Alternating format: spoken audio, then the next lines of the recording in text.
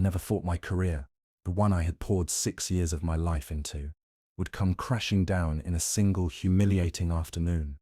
My name is Claire Matthews.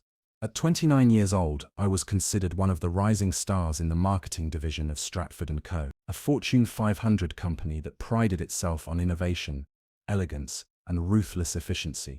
From the outside, it looked like I had the perfect job: sleek glass offices, international clients, invitations to conferences in New York and Berlin.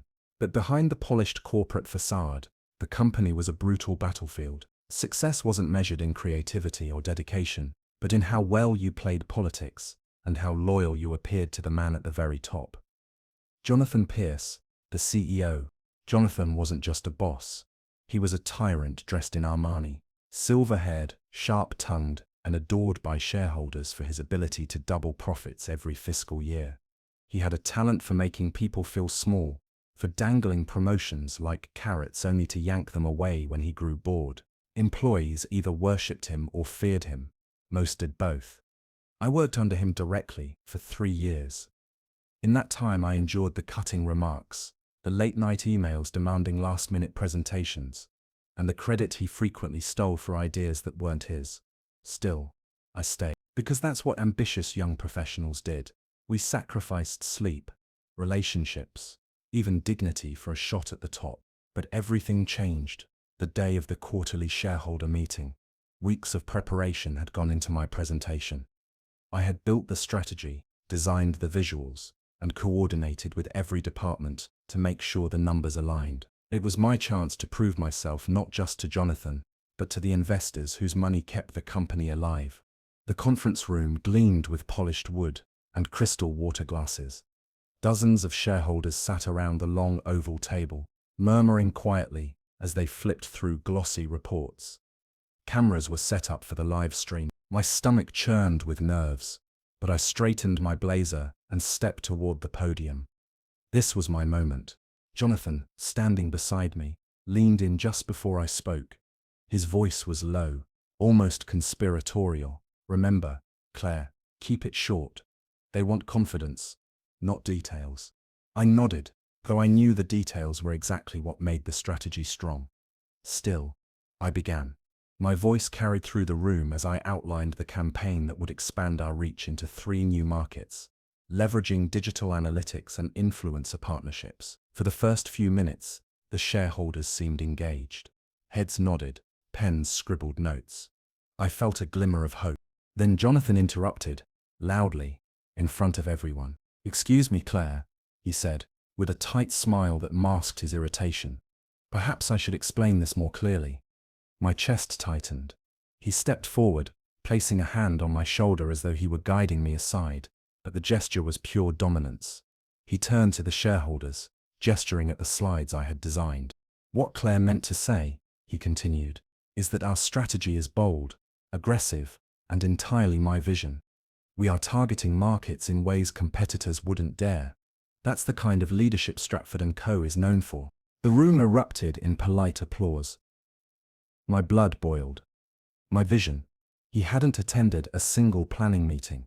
I had stayed up nights perfecting every metric, every projection. Yet here he was, erasing me in real time. I tried to interject. "Actually, Mr. Pierce, the research indicates," but he cut me off again, his voice suddenly sharp. "Claire, thank you. That will be all. Go ahead and distribute the handouts to our guests." Laughter rippled through the room. Not cruel laughter, but the kind that comes from people too wealthy to care about collateral damage. My face burned. I forced myself to smile as I handed out folders, my hands trembling. Inside, rage and humiliation clashed like storm clouds. The meeting ended with Jonathan basking in praise and shaking hands with investors. When the last shareholder left, he turned to me, his smile fading. "Claire, a word," he said, motioning me back into the empty room. My pulse raced. He didn't waste time. "That little stunt you pulled, trying to correct me in front of the board. Unacceptable. You embarrassed me. And Stratford & Co. doesn't reward disloyalty." I swallowed hard. "I wasn't trying to embarrass you. I was trying to clarify. You're fired." The words hit me like ice water. My heart pounded in my ears. Effective immediately, he added, straightening his cufflinks. Security will escort you out. Don't make a scene. I stood frozen, unable to process what had just happened. 6 years of loyalty, erased in 30 seconds. My desk, my projects, my career, gone. As I left the building, box of belongings in my arms, Jonathan's final words echoed in my mind. Don't make a scene. But he had no idea. The scene hadn't even begun. Because what Jonathan didn't know, what no one in that boardroom knew, was that I had a secret. A truth powerful enough to turn the entire company upside down. And if he thought firing me publicly would be the end of me, he was about to learn how wrong he was. The echo of laughter still clung to the corners of the conference room long after she had left. Claire's heels clicked against the marble floor as she walked, but her movements were shaky, betraying the storm beneath her calm exterior. Just minutes earlier, her boss, the all-powerful CEO Richard, had stood before the entire staff and humiliated her with a single sentence. You're fired. Pack your things and get out. At first, the words hadn't even registered. The faces around her blurred, colleagues she had once mentored, people who had eaten lunch at her desk, now whispering behind manicured hands as if her downfall was the highlight of their morning coffee. Claire had given 5 years of her life to this company. She had come in early, stayed late, solved crises that no one else dared touch, and yet her reward was ridicule. She replayed the moment over and over as she collected the contents of her desk. The look on Richard's face hadn't been one of anger or disappointment. It was smug triumph, like a schoolyard bully finally breaking a toy he had envied all along. Around her, co-workers avoided eye contact, but not out of pity. Their silence was complicity. Claire noticed how some even smiled, the faint curling of lips betraying the ugly truth. People like to watch others fall. Her hands trembled as she placed framed photos into a cardboard box. One picture stopped her cold. It was from the company's annual retreat, taken just 2 years ago. In it, Richard had his arm slung casually around her shoulder, both of them laughing, as if they were allies. She remembered the speeches he gave back then about loyalty, about family culture. All lies. In the hallway, she heard whispers growing louder. Did you see her face when he fired her? Priceless. I knew she'd go eventually. She was too ambitious for her own good. Claire swallowed hard. Ambitious. That word had been used against her time and time again, as if her drive was a flaw, instead of the very reason the company had grown. She had secured contracts worth millions, negotiated mergers that saved hundreds of jobs. None of that mattered now. Richard had made her into a spectacle. At the elevators, she paused. The polished steel doors reflected her image back at her. Eyes wide, shoulders hunched, a woman betrayed. She barely recognized herself. She was about to press the button when footsteps echoed behind her. It was Marissa, her closest colleague, or so Claire had thought. I'm so sorry, Marissa whispered, though her eyes darted nervously, scanning to see if anyone was watching. You didn't deserve that. Claire gave her a tight smile, waiting for sincerity that never came. Marissa leaned closer. Listen, Richard wants stability. He said your energy was too disruptive, but if you ever need a reference, I'll see what I can do. The words stung more than the firing itself. A reference? After everything? Claire realized then that Marissa wasn't offering kindness. She was distancing herself from the fallout, keeping her loyalty to the man in charge. The elevator doors opened, and Claire stepped inside. As they closed, she let the mask slip. Tears welled in her eyes, but she forced herself to breathe. This wasn't the end. It couldn't be. At home, her apartment felt colder than usual. She set the box of belongings on the kitchen table and sank into a chair. For the first time in years, silence pressed in on her. She thought about her rent, her bills, the plans she had put on hold because of her endless dedication to the company. Rage simmered beneath her despair. How could one man decide her worth in front of everyone? How could he erase years of loyalty with a smirk? As night fell, Claire opened her laptop and began scrolling through old documents, board meeting notes, shareholder reports, contracts she had carefully filed away. With each page, her fury sharpened into clarity. Richard believed he had destroyed her with that public spectacle. What he didn't know was that Claire had something far more powerful than his words: knowledge. Her late uncle had once been a quiet figure in her life, a man who rarely visited family gatherings, but always spoke with wisdom when he did. He had been an early investor in Richard's company, and when he passed, his estate left Claire with something unexpected: shares. At the time she hadn't thought much of it. Life had been too busy, and she'd filed the paperwork away. But now she understood. She pulled out the documents, her hands steadying as the truth unfolded. Not just a handful of shares, not a token investment. Her uncle had entrusted her with the company's largest single stake. Suddenly, everything Richard had done snapped into place. His hostility, his attempts to undermine her, his final act of humiliation. It wasn't about her performance. It was about fear. Fear that one day she would realize just how much power she truly had. Claire leaned back in her chair, a bitter smile tugging at her lips. He thought he had written her ending. He didn't know she held the pen. And as the night stretched on, she began to craft a new plan. One that would not only reclaim her dignity, but shake the very foundations of the empire Richard thought was untouchable. Because tomorrow, she would no longer be the woman he fired. Tomorrow, she would be something far more dangerous. Claire sat at her tiny kitchen table, the same one she had bought second-hand years ago, when she first moved into her apartment. The morning light poured in through the blinds, but instead of warmth, it cast harsh stripes across the unpaid bills and her untouched coffee. Just hours earlier, she had been humiliated in front of an entire office, discarded like she was nothing. She replayed Richard's words in her head, his smug tone cutting deeper than the actual firing. "You're replaceable, Claire. You've always been replaceable. Replaceable." The word echoed in her mind like a broken record. He thought she was weak, powerless, someone who would retreat quietly into unemployment. What he didn't know was that Claire carried with her a secret that could shake the very foundations of the company. She owned a stake in Harrington Global Holdings. Not just any stake, but one of the largest blocks of private shares, silently gifted to her by her late mentor, the company's co-founder. But secrets were only powerful when used at the right time. As she sat in that silence, her phone buzzed with notifications.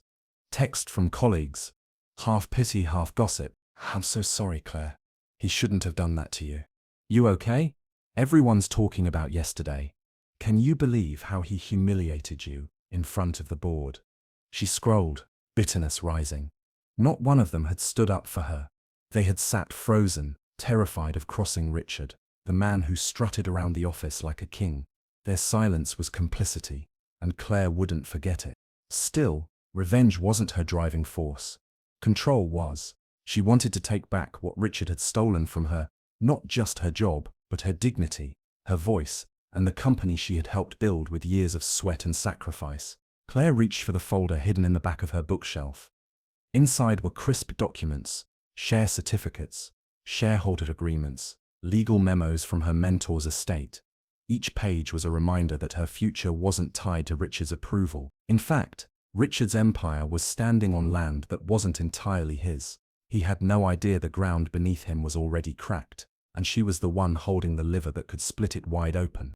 She traced her finger across the embossed seal on one document. 18% ownership, enough to demand a seat at the table. Enough to force her presence back into the boardroom where Richard believed she had no place.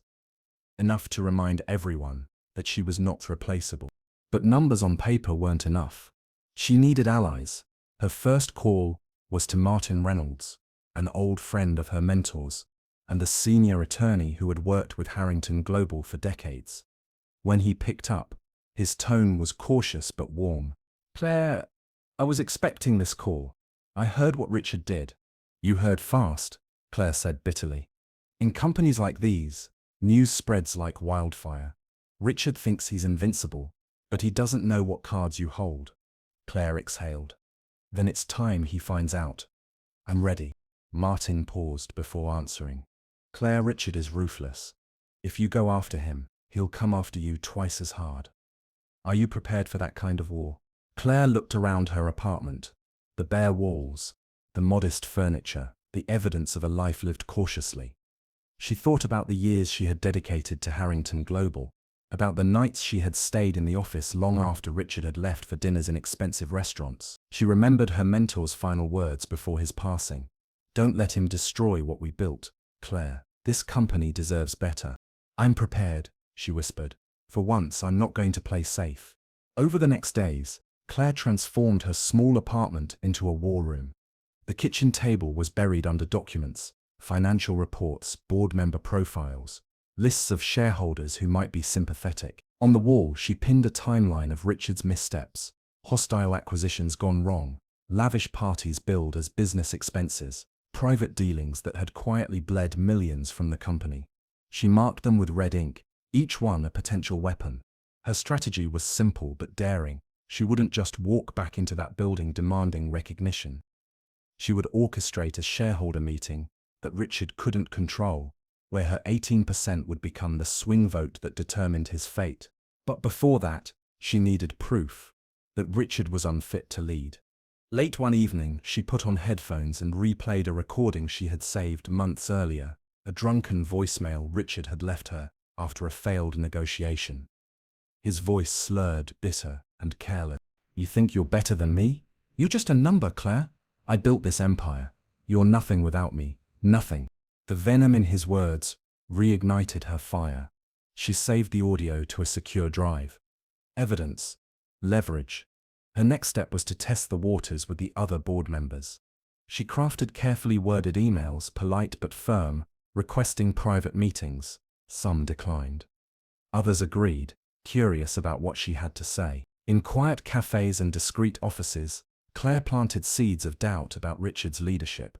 She didn't reveal her ownership yet, timing was everything, but she hinted at structural changes and potential alternatives. Every time she walked away from a meeting, she could feel momentum building. Richard had spent years alienating people with his arrogance, and cracks were beginning to show in his support. Claire wasn't just a victim of his cruelty anymore. She was becoming a force to be reckoned with. Still, there were moments of fear. Alone at night, she questioned herself. What if Richard finds out too soon? What if the board doesn't believe me? What if I lose everything?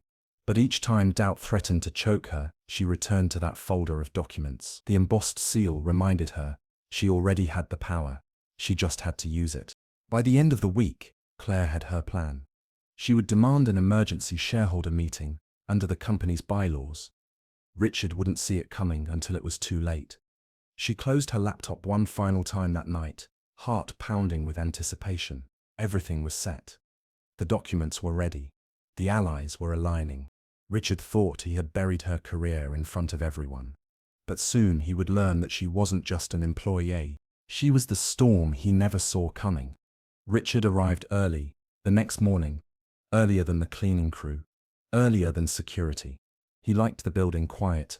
Empty hallways reminded him of the years when he'd prowled them as a rising vice president, when he'd first learned that power moved fastest in silence. He stood at the window of the executive floor and stared down at the city, tamping down last night's unease. The office rumor mill had been loud after the firing. Too loud. A few board members had sent unusually terse texts.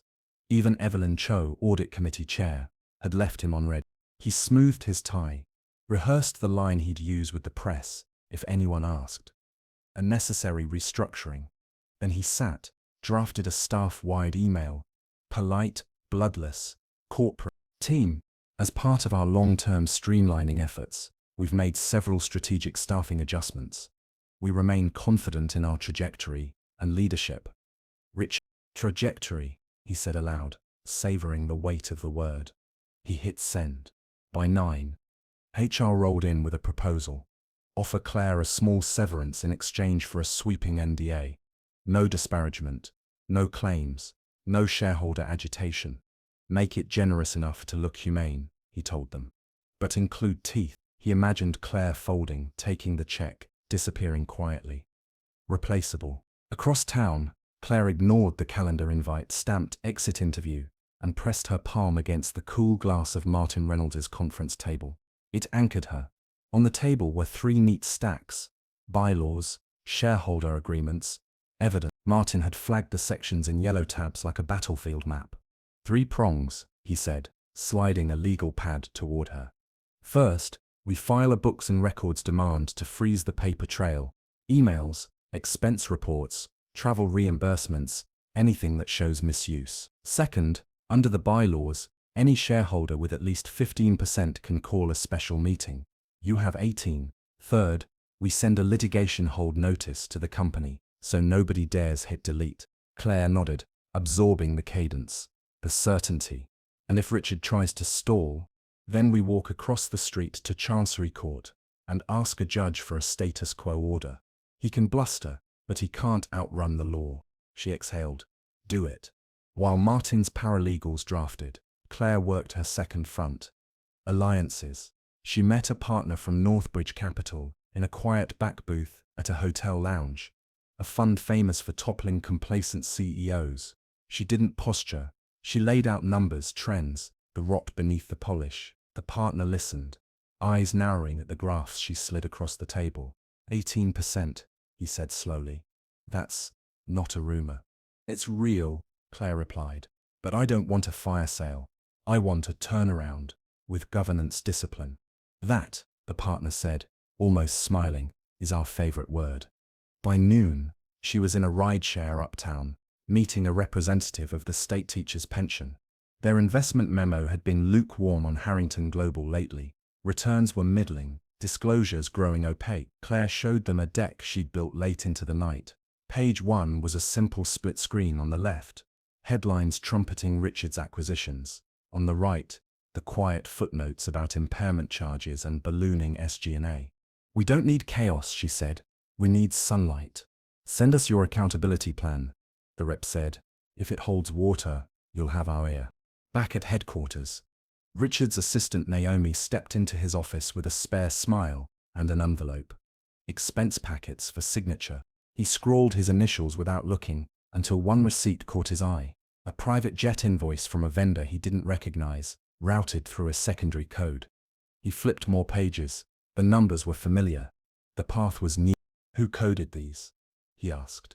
Naomi hesitated, 1 second too long. Finance. Bring me Jordan, he said, meaning the CFO. When Jordan arrived, he looked tired in the way accountants get tired. A fatigue of conscience. Richard tapped the invoices. Explain. Those are legacy reimbursements, Jordan said carefully. We flagged them for review. Unflag them. Jordan held his ground. We can't. Audit has a hold on all reimbursements over 50,000 pending committee review. Evelyn's directive, Evelyn. Again, the unease returned. Colder this time. Send me the audit calendar and cancel the hold. I can't cancel audit, Jordan said, voice low. That's why they exist. Richard smiled without humor. Of course. Dismissed. The door closed. He stared at the skyline again, at the river glinting like a blade. Somewhere, someone had started a clock. At 2:17 p.m., HR emailed. Claire declined the severance. At 2:40, legal pinged him about an unusual courier drop at the corporate secretary's desk. At 2:58, his phone buzzed with a message from an unknown number. You should not have humiliated her. He put the phone face down and told himself it was noise. Claire didn't hear the noise. She was listening to Naomi. They'd met in a sterile cafe near the courthouse, neutral territory. Naomi came in wearing the tight expression of someone negotiating with herself.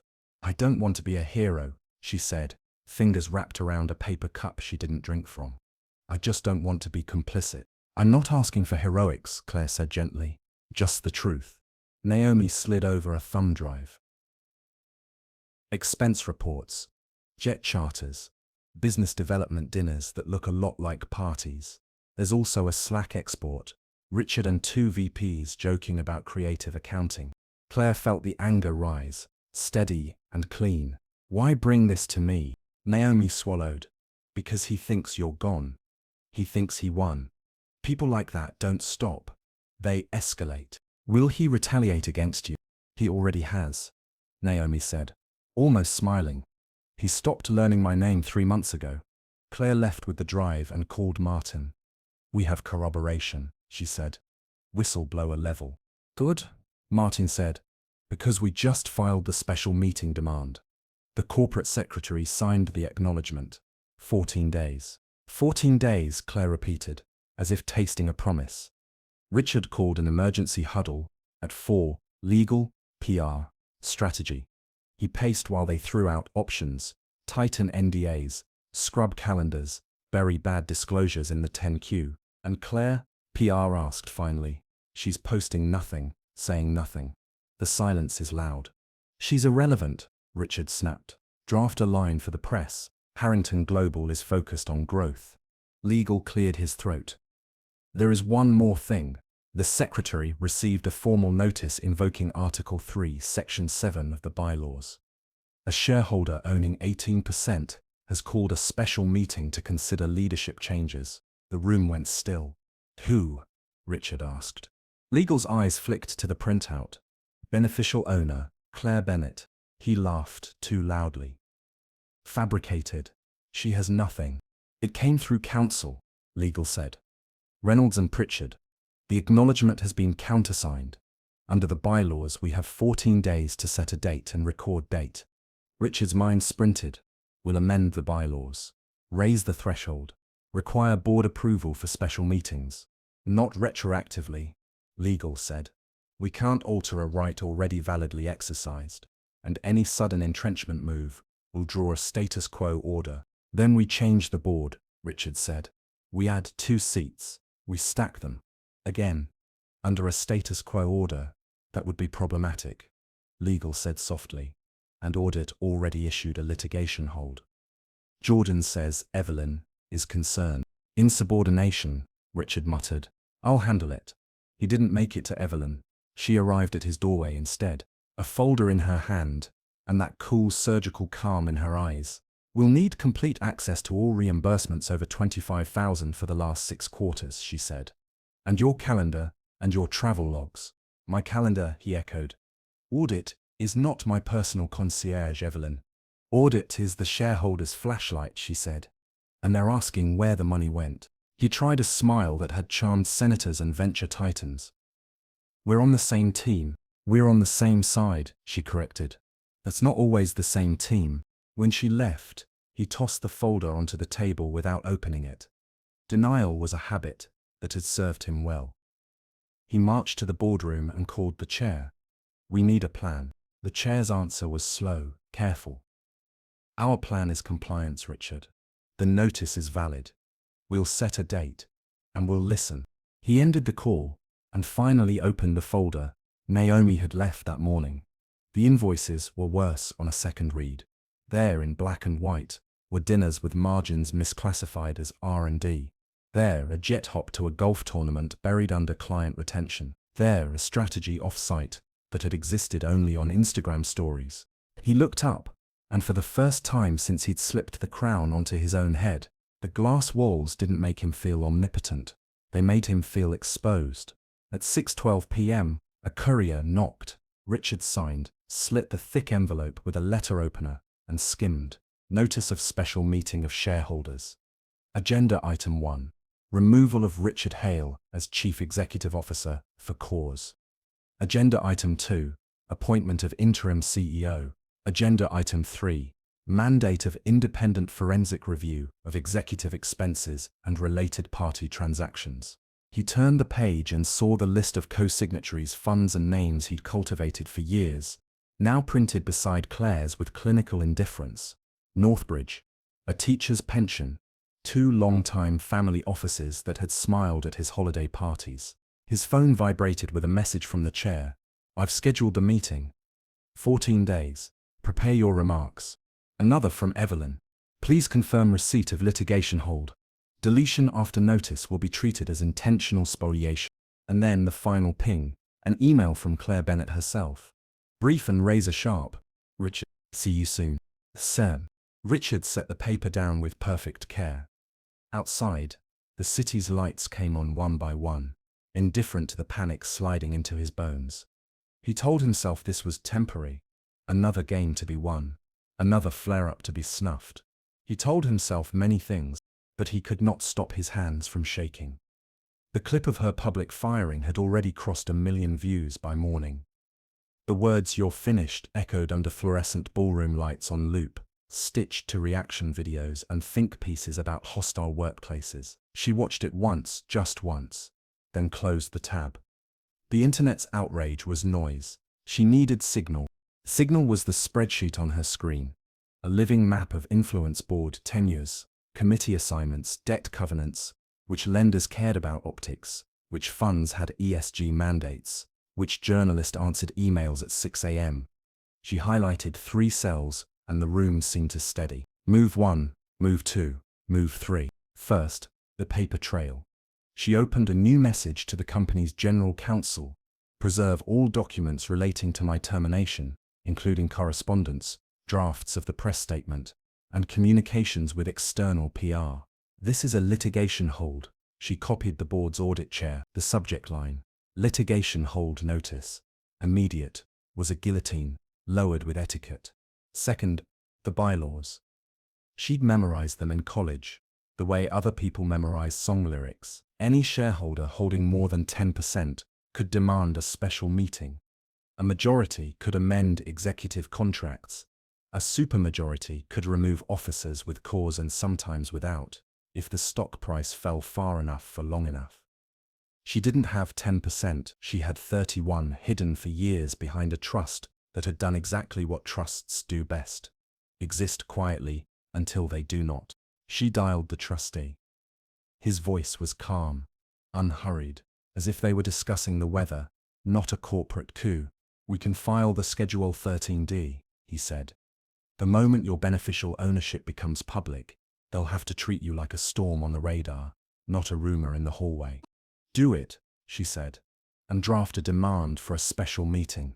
Agenda, review of the CEO's conduct, compensation and continued suitability. She paused.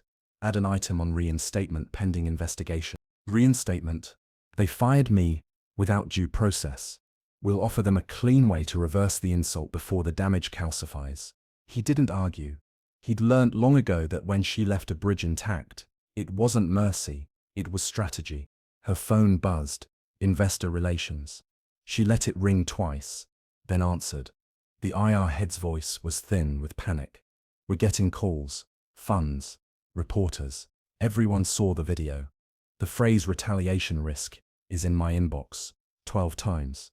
Tell them governance will prevail, she said evenly, and that a material filing is imminent. Are you coordinating something?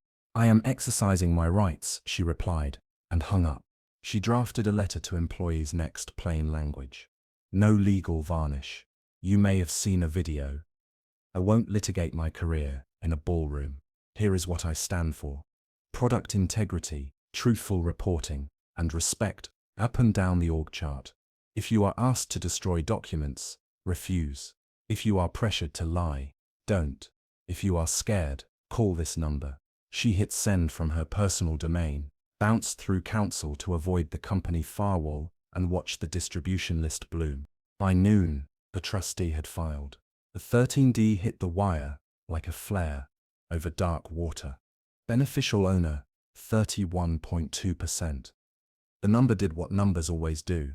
It cut through gossip and found a landing. The stock halted, then reopened, as if it had been slapped awake. Her inbox became a metronome. We need to talk. Congratulations? Is this real? Call me now. The CEO called too. She let it go to voicemail. Then he texted, careless in his anger. Enjoy the attention while it lasts. Poison pill activates at 5. She smiled without humor. The poison pill was an old parlor trick. It protected against outsiders, not a founder's niece with decades of voting agreements braided through old paper. She forwarded the text to the trustee.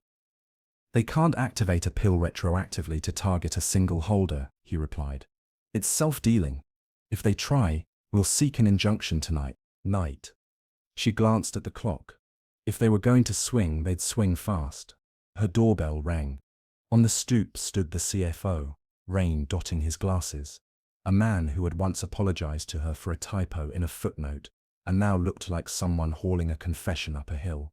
He held a folder the color of bad news. I can't keep pretending, he said, stepping inside.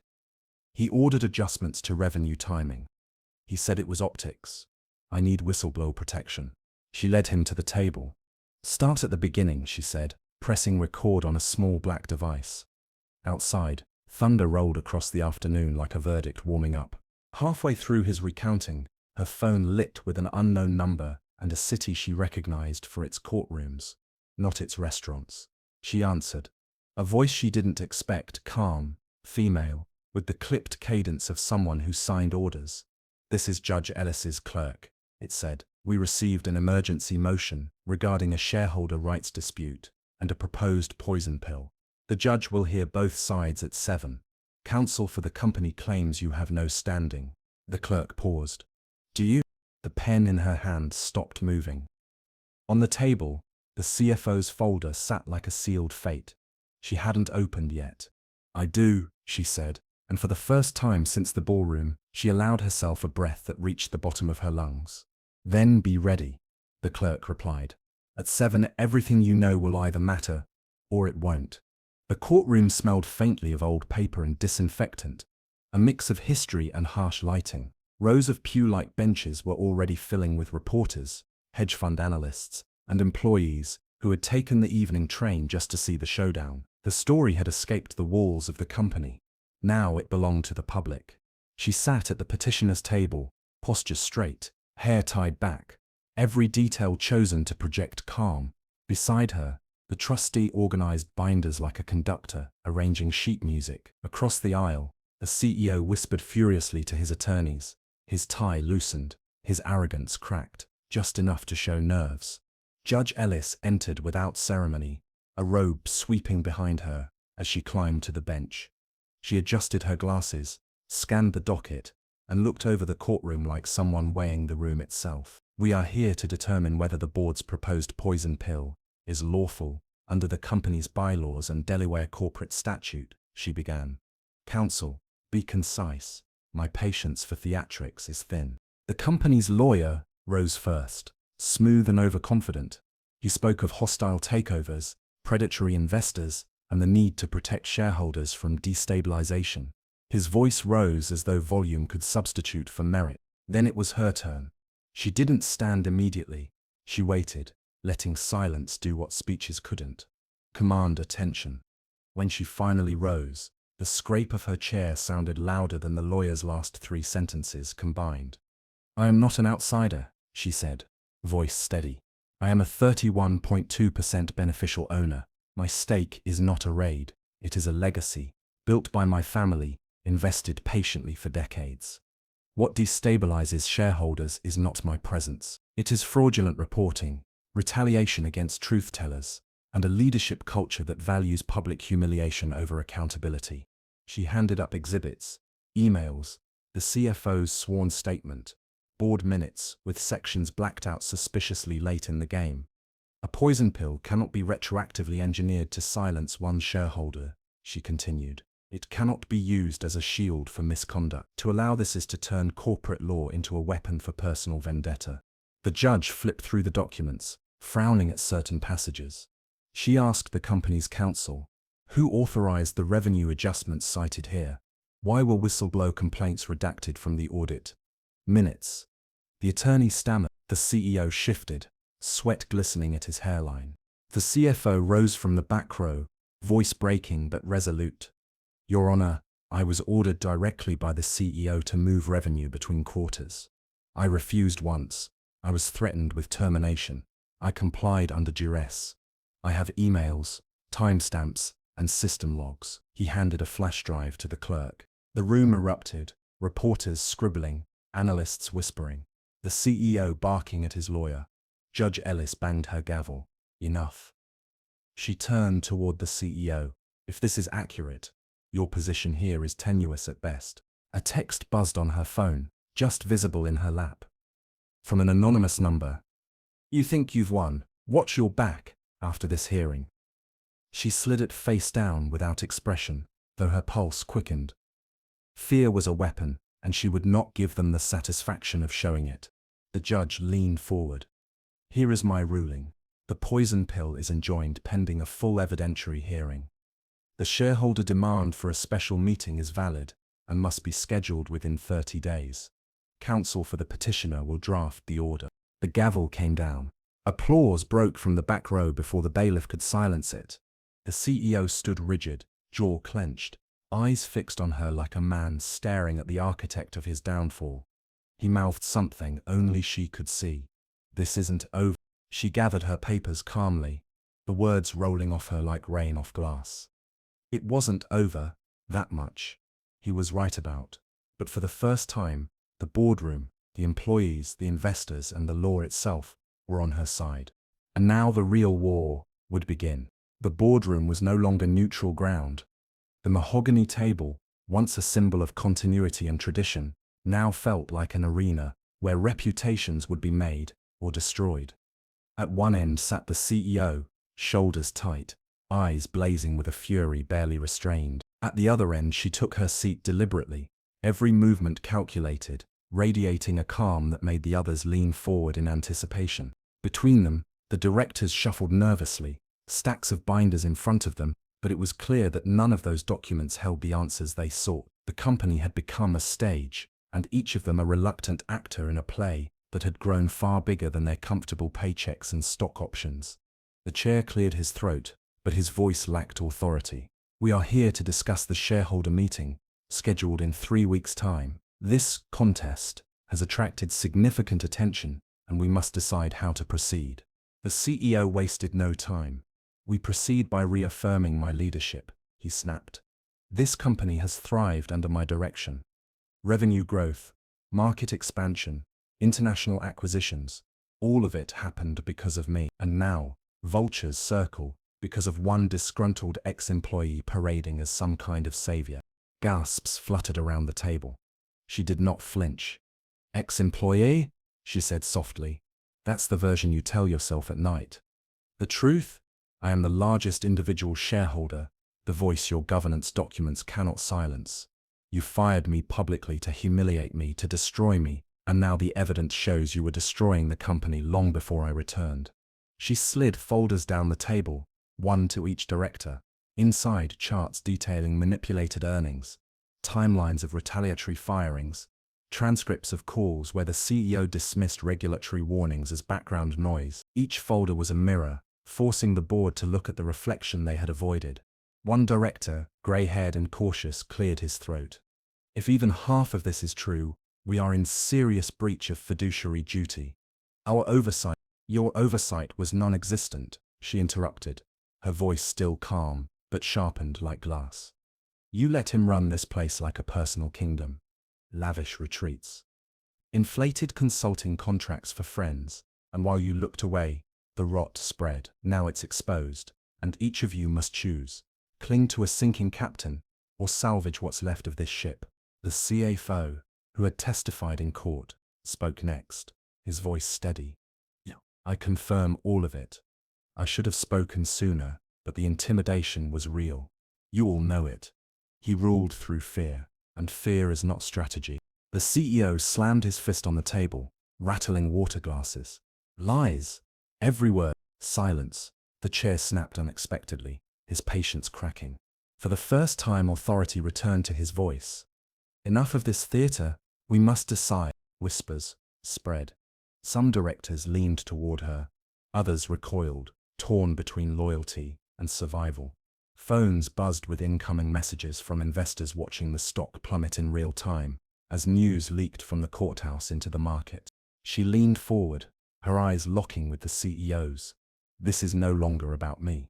It's about whether this company survives the storm you created. When the shareholders vote, they won't be voting on personalities. They'll be voting on who they trust with their future, and you've given them every reason to take that trust away from you." The CEO sneered. "You think you've already won?" She smiled faintly, just enough to twist the knife. "No, I think the truth has already won. I'm just the one carrying it to the finish line." The silence that followed was heavier than any shout. It was the silence of realization, of shifting loyalties, of fear beginning to migrate from one man to many. And in that silence, the battle lines hardened. The air inside the boardroom had shifted. It wasn't debate anymore, it was survival. One by one, the directors flipped through the folders she had distributed. Some paled at the financial irregularities. Others avoided eye contact entirely. knowing their silence over the years made them complicit. The CEO, sensing his grip slipping, resorted to the weapon that had kept him in power for years. Intimidation. He rose from his chair slowly, deliberately, and walked the length of the table. Each step echoed like a drumbeat of authority he no longer truly possessed. "Let me remind you," he said, voice low but sharp enough to cut through the hum of whispered side conversations, "that I know every skeleton in this room. Every one of you has taken perks, looked away at audits, signed off on questionable deals. If you turn against me now, don't think for a second you'll come out clean." It was a threat disguised as truth, and for a moment, it worked. Eyes darted nervously. A few directors shifted uncomfortably in their seats, trapped between fear of exposure and fear of collapse. But she didn't let the pause linger. "You think fear will save you again? Fear doesn't erase balance sheets. Fear doesn't silence whistleblowers. Fear doesn't stop journalists who already have copies of everything I gave you tonight. You can protect him, but you can't protect yourselves from what's already coming." The CFO backed her up. "She's right. The regulators are circling. The leaks are real. Pretending loyalty now won't shield us. The only question left is whether we fall with him or rebuild without him." A ripple of agreement moved down the table. The CEO's face tightened. He slammed another stack of papers onto the table. Glossy investor presentations from past years. "Do you see these numbers?" he barked. "Growth, profits, global dominance. That is my record. This company is what it is because of me. You can betray me now, but remember this. Without me, you're nothing. Without me, there is no future." She rose to her feet, meeting him head-on across the table. The contrast was stark, his rage boiling over. Her calm sharpened into defiance. "No," she said firmly. "Without you, there's finally a chance at a future. You used this company like your personal stage. You built illusions, sold lies, and when the truth got too close, you crushed whoever dared speak. You thought firing me in public would erase me. Instead, it gave me the platform to show the world exactly who you are." The directors held their breath. It was no longer just about documents or threats. It was about who commanded the room. The chair leaned forward, his voice gravelly but resolute. "The shareholders' meeting will decide the final outcome, but I suggest we prepare for a transition." Immediately, the CEO spun toward him, betrayal etched across his face. "You? After everything I've built, you too?" The chair didn't flinch. "It's not about loyalty anymore. It's about survival." For the first time, the CEO looked cornered. His mask of dominance cracked, revealing the desperation underneath.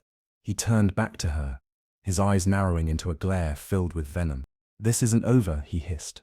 "You think you've cornered me, but you have no idea the kind of allies I still have. When they move, you'll regret ever standing against me." She didn't blink. "Maybe, but I'd rather face your allies than keep pretending you are untouchable. The world's already seen through you. The only thing left is the official vote." The room stayed frozen in tension, the air so thick it felt like smoke. Everyone knew Act 5 would not just be a conclusion, it would be a war for legitimacy. The boardroom felt like a storm about to break. Victor still sat at the head of the table, but his grip on the room was gone. The directors no longer leaned toward him.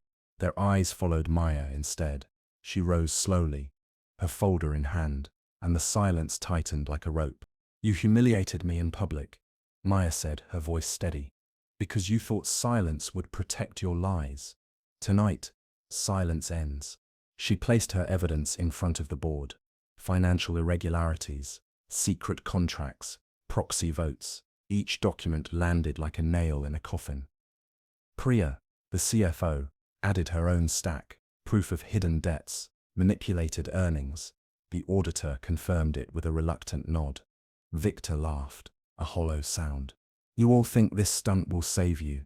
Without me, this company is nothing." "No," Maya answered. "Without you, this company finally has a chance to breathe." "Arthur," the chair cleared his throat. "We've heard enough. We move to vote." Hands went up one by one. "Yes. Yes." Victor's no was swallowed by the majority. "Elena, The council announced it plainly. By majority, Victor Hale is removed as CEO and director, effective immediately. For the first time, Victor's mask cracked. His voice dropped to a hiss. You think you've won. I built this empire. You'll regret this. Maya didn't flinch. You didn't build an empire, Victor. You built a stage. And tonight, the curtain closed. Security entered quietly. Victor's chair scraped back as he stood, trying to preserve dignity he no longer owned. His eyes burned into Maya as he was escorted out. The slam of the door was less a threat than an ending. The room exhaled. For a moment, no one moved. Then Arthur extended his hand across the table. Maya, welcome back. Not as an employee, but as the voice that reminded us what accountability means. She shook his hand, but her words were for everyone in the room. This was never about revenge. It was about truth. We don't need fear to lead us anymore. From now on, this company answers to its people and its promises. Later that night, Maya walked alone past the quiet city lights. She thought of the moment she had been fired, humiliated before cameras, and she thought of this night, where the same eyes that once looked past her now followed her lead. The humiliation had become her platform. The betrayal had become her weapon, and the silence she once carried alone had turned into a voice that filled the room. For the first time in months, Maya let herself smile.